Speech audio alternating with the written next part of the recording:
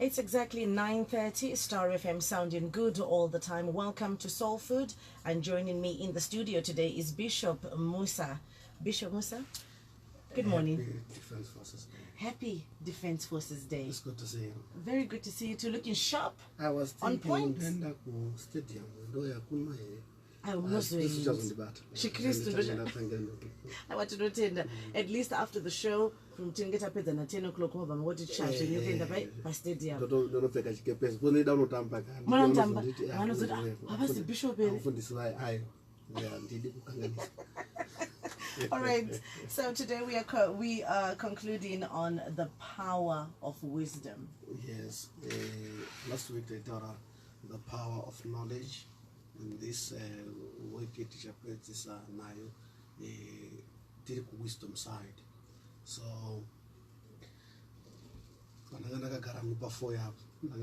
ministry wisdom is the rightful application of knowledge, the way you apply what you have known.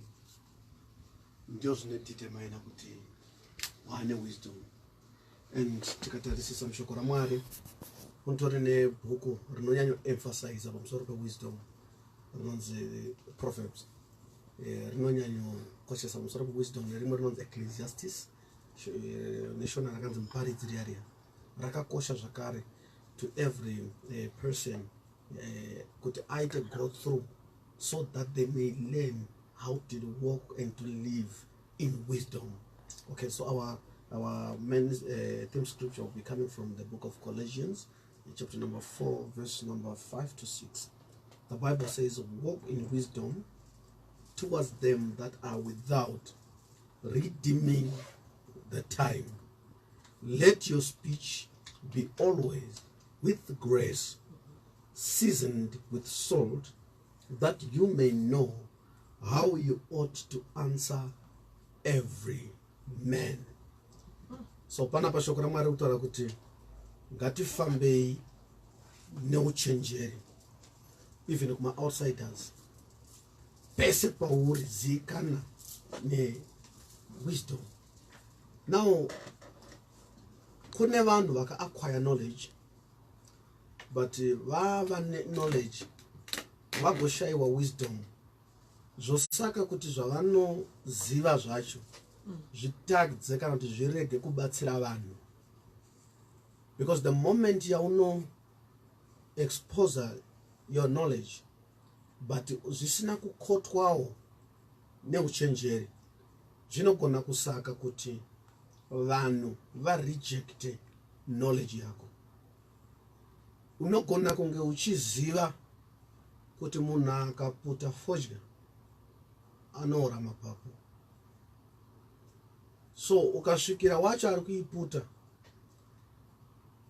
ukati munoora mapapu nazvo kusafunda ina muchidaro so uri kutaura zvechokwadi but hauna kugona kushandisa uchenjeri zvokuti wawaudza wacho instead yekunzwa kubatsirika anogona kufeel offended. Saka munhu kana aona kuti wamunyadzisa haagone kutora cancel yako anoita fight back, anobva ati ndangu mapapu acho kana kuti ndikafa imari yako kana ndikafa kwenya kushusuko kunoshota. Azvireve kuti haade kuziva kana haade kubatsirika but amubatsira wacho haana uchenjeri wekubatsira, ashaya tactic. Ndava bhaibheri rati mugone kuziva kuti munopindura mumwe nemumwe sei, which means vanhu havapindurwe zvakafanana. Mapindiriro andinoita Tari anofanira kunge akasiyana nemapindiriro andinoita Clement, akasiyana nemapindiriro anofanira kuita Patisana. Vanhu 3 vavo vanogona kubvunza same thing, ndinofanira kunge ndichiziva kuti vanopindurwa sei, ndo inonzi wisdom.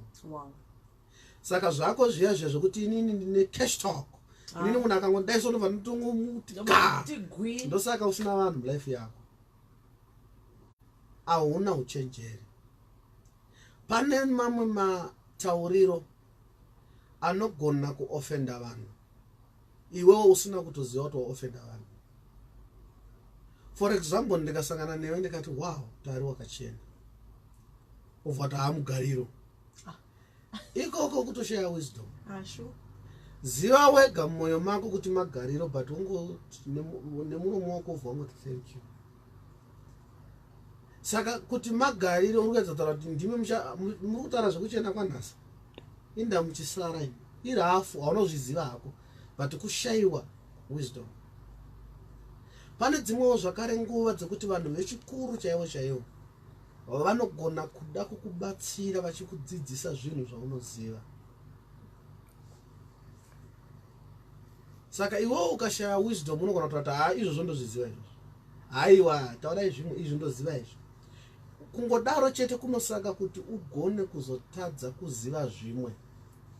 Wisdom inokuita kuti kana pachitaurwa uchibatsirwa zvinhu zvaunoziva unobvei kungoti thank you so much, aiwa zvinobatsira chokwadi. Ikoko zvinosaka kuti kana azouyawo nezvimwe zvausingazivi akubatsire nemwoyo wakachena. Ndaufi wakagona zvese, haufi wakaziva zvese. Handi zvose zvaanoziva zvaunoziva, ane zvimwe zviviri pa10 zvaunoziva, zvimwe zvacho zvinozoita kuti zvikwane 12 hauzvizivi. You will need that information. Saka response yaunogona kupa kuvanhu inogona kusaka kuti varambe vainewe kana kuti vasuduruke. Kuva straightforward kwako kuti une cash talk, unofanira kuziva kuti cash talk yachiri kuiti bani. I have discovered that in pastors, there are pastors who want to be known for being radical, but asingazivi kuti magrade ake kana kuti zvikoro zvevana vari muchechi make zvakasiyana. Kune vakatendeuka nezuro, kune vakatendeuka nhasi, kune vane 15 years varimo and all that. Saka ukatrita munhu wese kana kuti mutendi wese nelanguage yakafanana, une vamwe vaunogona kukuvadza ukauraya usina kuziva kuti wadaro, uchizviti ndiri mufundisi ane cash talk. Munhu akatongouya kuti munhu waMwari zvinhu hazvisi kufamba muupenyu hwangu, iko kungotaura kuti zvinokonzerwa nekusanamata, dai wainamata zvinhu zvako zvingadai zvisina kudai so. Izvozvo pachazvo zvinogona kutokuvadza mumwe. Ndapauya kuzokuudza hausi kuziva kuti abva mupureya here kana kuti haana. Saka kuziva kuti vanhu vanopindurwa sei zvinobatsira zvakare even iwewe as a pastor kuti ugone kuleader vanhu zvakanaka. There are times pastors think kuti munhu wese sezvaanokuti baba unofunga kuti vanhu ivavo havafungi. Unofanira kuziva kuti church iri kumberi kwapastor, no matter kuti wakazodzwa sei, but ziva kuti mukuzodzwa kwako iwo chawakaita itheology. Mukati umu muna doctor, muna lawyer, muna teacher, muna psychologist, zvekuti kana ukada kuvarevera nhema vanogona kudziona kuti pastor vanyepa, vogopretenda sekunge vasina kuzviziva kuti wanyepa, but vazviziva. Vamwe vacho vanotanga kutoona kuti okay, saka baba vedu havana wisdom. 1 or 2 people, they begin to walk away. You never know chavabuditsa. Unogona kunyepera kuprofita pasina chawaona. Vamwe vagoti amen, but kuine vanoona kuti hazvisi, havakuudze kuti hazvisi, ende iwo haufa wakazviziva kuti havana kuzviziva. Vanenge vashandisa wisdom. That's why I'm sure that most of these churches we don't grow. Why? Because we do things you forgot everyone. Anofunga kuti isusu tiri pamusoro pawo. No. Wisdom inogona kuwanika pausingafungire kuti pane wisdom. There are people that you do not even think could they think better than you can do. Each and every person anga ari great in life yake. Ukatarisa vana David, ukatarisa vana Abraham, they had people who had wisdom. Vaivapa wise counsel on how to execute duties and how to run their empires. But if you check your life, hauna munhu ane wisdom kudarika iwo anopota wachikubatsira kuti ugone kukeepa relations. Knowing about something hazvireve kuti waakugona kuchiimplement. You need wisdom on how to implement it. Knowing that your husband ane mafaults, is not enough. The presentation yauchaita mafaults acho kwaari anogona kuattracta violence, anogona kuattracta resentment, anogona kuattracta a good response depending on how you lay them on the table. There are people vane nyaya kwadzo vakanodyiwa mumakotsi nevamusana pokuti anoziva chete kuti uyo akandibira mari yangu ndakatozotoiza yanga ine pakona pa yanga yakadai, but azive proceeding yecourt haazivi. There is a man akati is a marriage officer. Then I had some children wangada kuchata mchechi, and this man is a man of God, he's a friend. Munochatisa okay vana varida kuchata ndobva vasvika kuye ndokubva ava cancela and all that musomuchato ndokubva tochatisa vana vaya. Hapana pakunoproducer certificate zvakanzi ndichaenda kumaofisi kunoita sei kunoprocess. Suppose rangasati rapedza kuita kuprocess itozviziva here izvo hatina kuzviziva apuwa mari adi after 1 week handisi kuproducer certificate, you know, until akutotuka vana kuti mari dzamakandipa dzishoma and all that. Vana vaye ndokuti manje mufundisi ishamwari yavo mufundisi wedu ndobva vanyarara after a year. Ndobva vatoona kuti hatina kana marriage certificate racho. Chatingatongoita chii kuenda kukoti kunochata pacho. Pavakasvika kuya makambochata netakachata but certificate racho kwanzi riri kuregistra zvakanzi hatigoni kukupa imwe muchato because kunogoneka kuine mumwe ndikine chiendai munoverifya. Pakunoverifya ndo pakatanga kunzi imimi munhu akakochatisa munhu akaita sei. It became a police case which led nyaya to the courts. Wow. And unfortunately I became a witness.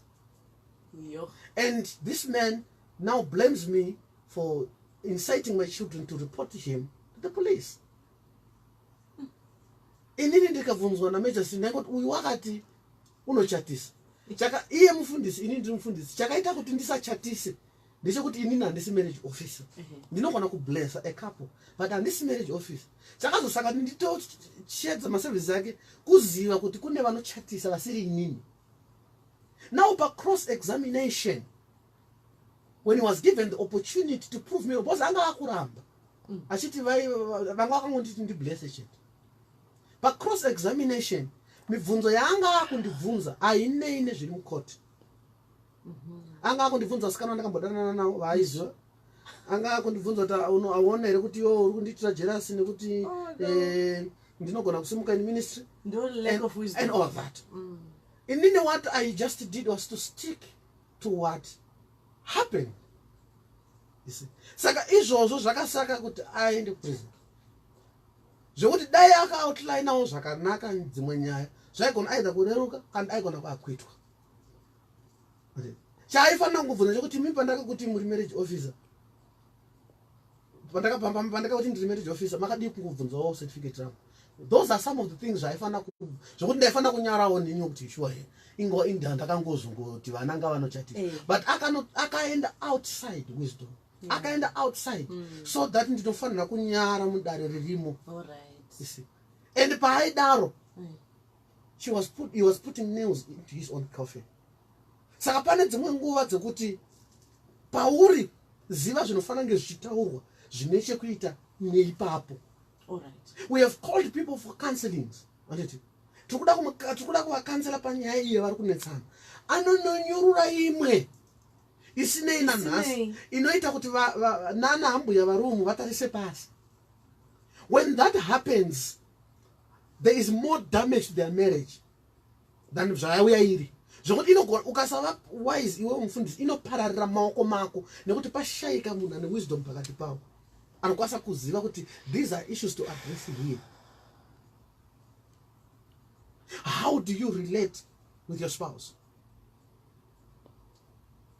Ukatsamwa ukamira pachivanze unotaura kuti chii? Watsamiswa nezvaitwa nhasi but ko zve 3 years ago zvokuti iwo pandakakuona wakanga usitorina kana zvakati ndakazenge ndine ndazokudai. Izvozvo zvinogona kuunza a huge damage than what you think. Why? Because urukuleka wisdom on how to implement my points ako. Pabasa unogona kunge uri correct. Paitika an issue you're correct. But ucorrect wako unoaddressa sei una boss. Yeah. Zvinogona kukufaisa iwe uri correct. Munotori nevhesi mubhaibheri inototaura kuti madzimambo anotaurwa nawo zvakanaka. Jesu anototaura kuti kunyange ukaita bongozozo nehama yako, chaunofanira kuita kunegotiata nayo kuti asaende kumataredzi mhosva. But you ndoti ndiri innocent ende tinosangana iko kutoshaya wisdom iko kwe. Sure. Aizi yese fight inouya along the way yaunofanira kufighta. Yeah. I watched some of these action movies zvokurovana izvo. Unoona munhu achiadvance achienda kwari kuda kunorescue someone. Pane vanopota achihwandawo kuti vadarike. It's an unnecessary fight. Okay. Anofighta unnecessary battles. Anoita kuti achieve my results. Yeah. It's not everything that you should fight. You need to use your wisdom. I have discovered those who have been trained how to fight, they are the most disciplined. But the Clement akangoona film anofunga da kutogona kurova. Wacha anorova cheche ukaguma anoti sorry. Akadzidziswa kudzidza kudzikama. Kucontrola. Unogona kutoita bongozozo nemunhu akaita martial arts akatorizina ariye kuti musarwe achitya kukuvadza usingatozivi. Ungotofamba uchiti ndainamukanganisa munhu. Nyamba ari kushandisa wisdom akaudzwa kuti vanhu vari weak havarohwi. Wow. So wisdom is very much discipline. Discipline. Yeah. Discipline and discipline. Yeah. Hapasi pese paunogona zvinhu paunofanira kuzviburitsa. Sometimes there's much wisdom in being silent. Pachitotsvagwa munhu anofanira kuisa munamato yokutombodzikamawo iwe uchigona kuzoti handinorova nendimi dzemacalculators kutombodzikamawo kuti kana pawanike mumwe anogona kutoisa munamato iwoyo. Unoziziva here kuti unogona kutosvika pakutozivikana ukatopiwa nickname yemunamato iwe usingazivi kuti ndiyo uri kurebwa. Vanhu vachitoti uyu anenge ane dzungu nezvinhu. Kungosvika mbama vanhu ngatinamatei. Pakunwa mvura ngatinamatei. There are people who always want to show their spirituality. I have come across pastors vanofarira kuprofita vanhu kunyange mukuru. I have seen pastors laying their hands on people in shop. Iko kutoshaya discipline iko. Saka Bishop, just taking you back to nyaya yemudzimba. Say wakanganisirwa once too many times and wachibatwa manje nehasha, and because you are in the heat of the moment, yes, wadoshaya wisdom yekuti rega ndimbonyarara, because sometimes you know how any kind of relationship, you know, you can be pushed to the limits, right, to the edge. Right. Chero kunyango uchida ku exercise wisdom, zvinoramba kubuda. Tingapa gadzirisa sei ipapo. Okay, tisatosvika ipapo. Iko kutozosvika kuti argument isvike pakuti hauchakwanisa wakufana kutobhesta pano kushaya wisdom futi. Wisdom chaiyo ndeyekutoziva kuti kwakuenda nyaya yeaccessoriko. All right. Stop it in its tracks. Yes. Because ukatozona yasvika uko watadza kuimanejera chekuno, wazamawo kutaura zvine musoro ukaona kuti hazvina anzwa, kokagora mberi uchizvitaura. All right. Because kuramba uchizvitaura, you are hitting a brick wall. And it ukunyatsona kuti method yako does not work. So what is folly? Because wisdom, the opposite of wisdom, is folly. Yeah. That's folly, to continue using the same method and expecting a different outcome. Wow. The Bible says, the wise see danger coming and hide themselves, and they are safe. But the simpletons go straight and they are punished for it. So being a simpleton or being a fool is walking into trouble, knowing that there is trouble. Then you get punished for it. Because what marriage, what friendship, what workplace, situations whereby you are pushed. Yes. Already vanhu mention now ndo vanhu vaunoswera navo mazuva ese zvokuti unotoziva kuti ninga akasvika apa musoro akauchadhonzi. Saka panozoita kuti musvike kumapena kuya ndekekuti iwe unonge wati haiwa indachinyepedzera kupenga ari munhu kwai kujaidzo ini daa kuchitienda naye tinonosvitsana ikoko ndopamunozopedza masvitsana ikoko. The moment yamunosvitsana ikoko hausisiri wise unofanana naye mese mama fool. Right. Paunofanira kungochishandisa wisdom stereki ndepaunenge uine vanhu vasina wisdom yacho zvekutoti ukatosangana nevanhu vane wisdom dzako zvitori nani utombosendeka pasaidi utombodzidza kubva kwavari. Paunotonyatsoneeda kupfeka an armor of wisdom is when you are among simpletons, because ndo vanhu vanogona kuita kuti unyadziswe, ndo vanhu vanogona kuita kuti ubve palevel yako yawakaiswa naMwari uchidzokera kumalevels avo. Because vanhu vasina wisdom vanoda kukubvisa pauri pacho ipapo kuti either uende pasi pawo kana kuti uende palevel imwe chete nawo. Because vanhu vasina wisdom have got nothing to lose. That is true. They can play dirty. Yes. They don't mind getting their hands dirty. I've seen people stripping naked. I think ndokupfekenurira so. But look at it. My Chantal says it's true. Jurukutaurwana Bishop kuzvininipisa is the way forward. Mumwe akasvika pa accident akuti seberai uko isuma nesti betsere achisundidzira aida kubatsira anzi ava vakusundidzirwa ndobva wasuduruka kwakumuti kana makuda chiremba ndiri pano. You see now? Yeah. Sure. That's lack of wisdom. The way I know what it is, I've discovered, just digest it, but even the way yet not our name at Zedu, the singer Namad, those Muslims are out to Vavenge Umar watch of food. Sagas to know so. We are Mushakuruda Guaso. Answer our coach. Could not tell the Bashar again. In the mat. Jenny Susan done that's all no cover million done it in and tea. One of your my young lady right is at Yagunama. Baka zenga kupinda hiyo ichechi. Ndosa mchitiwenge sawa fundisi. Kuma kutupo kwa tuno itwa ina wewe vanhu vanopinda kushondo kwa tunopinda. The way they address their relatives. Nekuti vakuzira kuti chiedza ndechipi. So it's an issue of wisdom. Just yesterday, I jotted down in my notebook, Nikati, who is causing the divide? Is it the church? Is it relatives? Is it social media? Social media, that might be because but all right. It is church. It is the church. Paul says to the Greeks, okay, yeah, I became a Greek. To the Jews, I became a Jew. To the Gentiles, I became a Gentile so that I may preach Christ.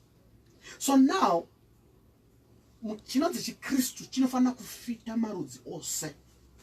Zvokuti ukatosvika kuma Jamaicans, unotofanira kufitisa chikristu mujamaica waaujowo. But dambudziko roitika ndekuti makristu isusu hatigone kunofita musociety. Tinoda kuti society ifite isusu. But society haisati yatendeuka. Okay. Saka when we go into the society, takatakura condemnation kamwe kake. Nekuti munhu asinganamati muihedheni saka anoenda kugehena akasviba. Izvozvo unozviziva ichokwadi. But the way you approach, urukupfimba kamunhu auye kuna Kristu.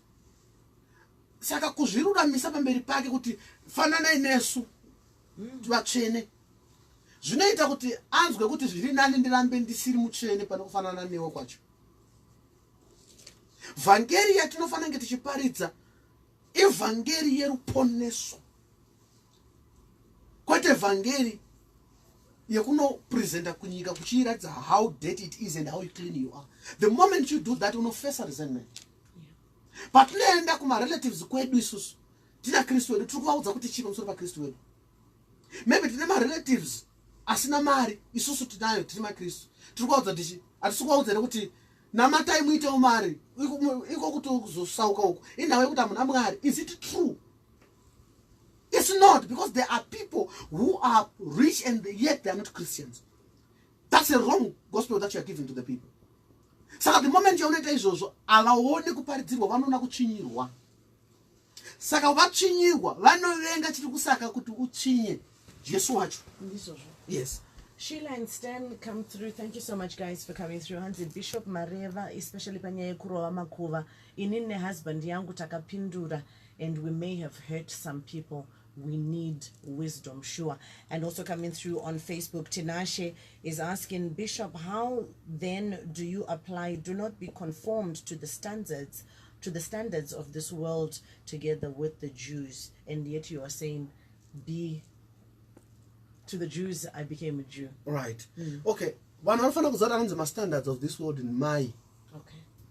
And that is a whole topic on its own. Yes. But sukuti kana washuka kuma Gentiles, anditika vari kuzvimwira musombodi yavo, hatisukuti yasvika ipapo chinwa musombodi kuti unzwa ugone kuparidza Kristu, anditika kusvika muenvironment yavo, anditika worega kuvakondema muenvironment yavo, asi over the light. Kana uri chiedza wakatakura message yechiedza, hazvina basa kuti munhu ari murima sei anogona kuidentify. The moment yaunosvika ne-condemnation kuvanhu vari muzvinhu zvavo, ndosandataura pai kuti ukasvikira kumunhu ari kuzvibhemera foje yake, the way yaunogona kumurambidza naye inodetermine whether kukuteerera kana kukutuka. Saka pari kunzi naPaul to the Greeks, I became a Greek. Inawe kuti paenda kuma-Greek aibva abvisa, because ma-Jews are the way they dress.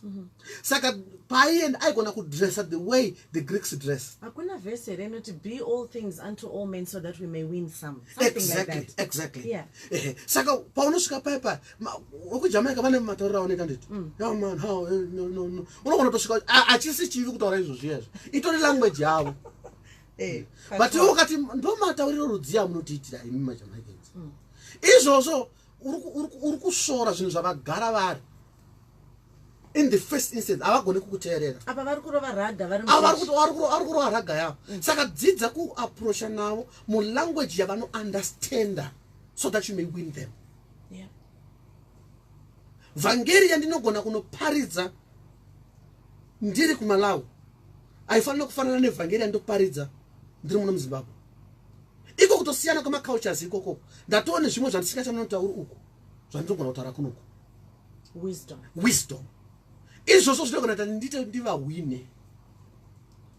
Saka iwewe ukati chiKristu chinodai chinogera pamusoro, because pane dzimwe nguva dzokuti vanhu vanofunga kuti chiKristu idoctrine yechechi kwavo. Haisi. Hazvisizvo. Vanhu vanozviziva here kuti kana munhu aine dreadlock hazviri kuti muedeni. But munhu ane dreadlock akapinda muchechi munoita sei? Anomubuda kwete nekutsurwa nekutariswa chete kuti ivo vane zinge vane rasta, ivo vane zinge vachida otojajiwa because of that. Matadza kuva a Gentile to the Gentile by just accepting them as they are. Iye paachazoona kuti ndiye ganaro muchechi mumanobvisa ka. But imi munotomuratidza kuti ndo zvinhu zveusatani manje. Saka pane imwe doctrine inogona kuparidzwa naBishop Musa muchechi mavo isiri mubhaibheri, iri doctrine kwete kuti yakashata, but isiri mubhaibheri zvokuti munhu asiri kuita iyoyo haasi kutadza. Then warega kushandisa wisdom. So saka chiziva kuti chinonzi kingdom message chi, chinonzi church doctrine chi, nekuti church doctrine inogona kuva a limitation to the salvation of the people. Now I'm split. I don't know next week, what are we going to touch on? Are we going to touch on the systems, or are we going to touch on the difference between doctrine and... Yeah, I think we should. Near the doctrine. Near the doctrine. Okay, thank you so much, Bishop Musa. It has been Soul Food, and today we were looking at the power of wisdom. We were live streaming on Facebook. You can go through and check us out. That's at Star FM Zimbabwe, and also The Breeze Star FM. Stand by for the news.